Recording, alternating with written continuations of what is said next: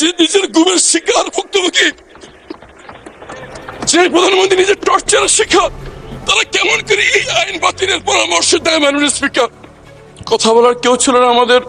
কীট পতঙ্গ পিঁপড়ার টিকটিকের সাথে কথা বলতাম, বাইরে বুঝতে পারতেন না বাইরে কি দিন না রাত। মনে হতো জীবন্ত কবর দিয়ে দেওয়া হয়েছে, মনে হতো যে মৃত্যুর থেকে হাজার গুণ ভালো। মনে করতাম যে আজকে রাতে হয়তো হত্যা করা হবে। এভাবে মৃত্যুর প্রহর যখন গুনছিলাম, একদিন রাতে ট্রেনে হেসছে যখন আমাকে সেখান থেকে বের করছে, আমি ধরে নিয়েছি এখন আমাকে হত্যা করা হচ্ছে। আমি আজ এখানে দাঁড়িয়ে আছি একটি অন্ধকার ঘর থেকে ফিরে এসে, যেখানে আমার মতো আরো শত শত লোককে নিয়ে যাওয়া হয়েছিল, কিন্তু তারা আর ফিরে আসার সৌভাগ্য তাদের হয়নি।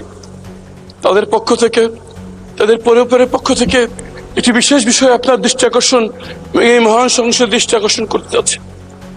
আমরা যেন গুমের শিকার, সে অন্ধকার ঘরে আমরা মৃত্যুর প্রহর গুনছিলাম।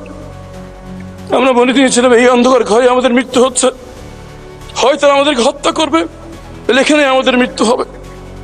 কথা বলার কেউ ছিল না আমাদের। কীট পতঙ্গ পিঁপড়ার টিকটিকের সাথে কথা বলতাম, বাইরে বুঝতে পারতেন না বাইরে কি দিন না রাত। মনে হতো জীবন্ত কবর দিয়ে দেওয়া হচ্ছে, মনে হতো যে মৃত্যুর থেকে হাজার গুণ ভালো।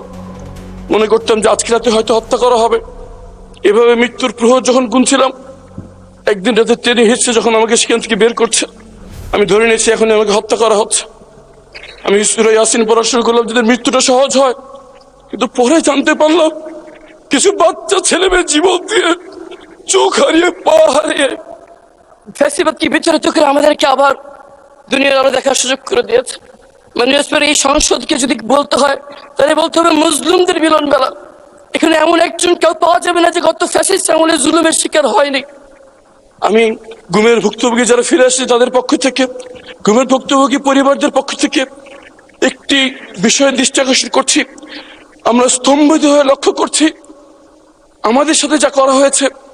এই জুলুম যেন এই বাংলার মাটিতে আর কোনোদিন না হয়, সেই নিশ্চিত করার জন্য যে দুটি আইন করা হয়েছিল, গুম প্রতিকার এবং প্রতিরোধ আইন এবং মানবাধিকার কমিশন আইন, বিশেষ কমিটি এই আইনগুলো বাতিলের সুপারিশ করেছে। মাননীয় স্পিকার, কেমন করে যে নিজের গুমের শিকার ভুক্তভোগী, যে প্রধানমন্ত্রী নিজের টর্চারের শিকার, তারা কেমন করে এই আইন বাতিলের পরামর্শ দেয়? মাননীয় স্পিকার, আমরা জানতে চাই ধন্যবাদ। স্পিকার, শুধু একটি কথা বলে শেষ করছি। আমাদের ভুক্তভোগীদের পক্ষ থেকে আমাদের আবেদন, যদি সরকার কোনো পরিশোধিত করতে চায়, এই আইনটিকে আগে অনুমোদন দিয়ে আইনের রূপান্তরিত করুক, পরে সংশোধনী বিল এনে তাকে সংশোধনী করা হোক। যদি সেটা না করা হয়, 12 তারিখে আইনটি বাতিল হয়ে গেলে 13 তারিখ গুমের কোনো সংজ্ঞা থাকবে না। ধন্যবাদ। মাননীয় আইনমন্ত্রী।